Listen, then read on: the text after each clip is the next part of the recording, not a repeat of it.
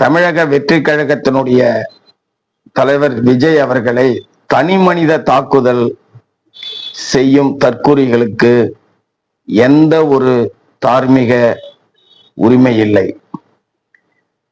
உங்களுக்கு தெரியும் என்று எண்ணுகிறேன். ஆண்டு முடித்த அரசியல் தலைவர்களுடைய தனிமனித பிரச்சனை, ஆண்டு கொண்டு இருக்கின்ற தனி மனித பிரச்சனை, அதை ஒவ்வொருவரும் கிளறினால் எவ்வளவு சாக்கடைத்தனமான செயல்கள் இருக்கும் என்பதை உங்களுக்கு அறியும். ஆகவே அரசியல் களத்தில் உங்களுக்கு தேவையான, உங்களுக்கு எதிர்கொள்ள வேண்டிய என்ன விடயம் இருக்கின்றதோ அந்த விடயத்தை மட்டும் பேசுவது நாகரிகம், நல்லது.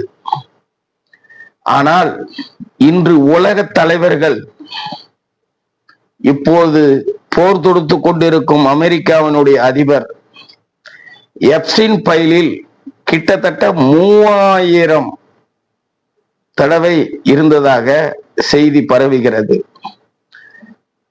உலக நாடில் உள்ள முக்கிய தலைவர்கள், முன்னாள் தலைவர்கள், அதில் இந்திய தலைவர்களும் அடங்குகிறார் என்ற செய்தி பரவுகிறது. அப்படி இருக்கும் நிலையில் அரசியல் களத்தில் மக்களுக்கான நலனை மக்கள் மன்றத்தில் எடுத்து செல்வது, மக்களுக்கு துரோகம் விளைவித்த அரசியல் தலைவர்களை எடுத்து செல்வது நாகரிகமான செயலாகும். ஆகவே தனிப்பட்ட தாக்குதல் விஜய் மீது கொள்வது தவறு. அனைத்து இந்திய அண்ணா திராவிட முன்னேற்ற கழகம் கூட்டம் போடும் என்றால் அவர்களுக்கு அனுமதி உண்டு.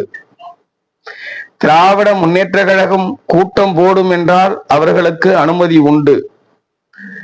ஆகவே இந்த தமிழக வெற்றி கழகம் விஜய் அவர்கள் கூட்டம் போடுகிறார் என்று சொன்னால் அவருக்கு அனுமதி 1008 கண்டிஷன் வழங்கப்படுகிறது.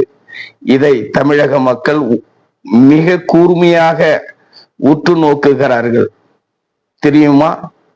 ஆகவே நாகரிகமான ஒரு கருத்துக்களை, எதிர்வினைகளை செய்ய வேண்டும் என்பது நல்லது. அது மக்களுக்கும் பலன் தரும். நன்றி.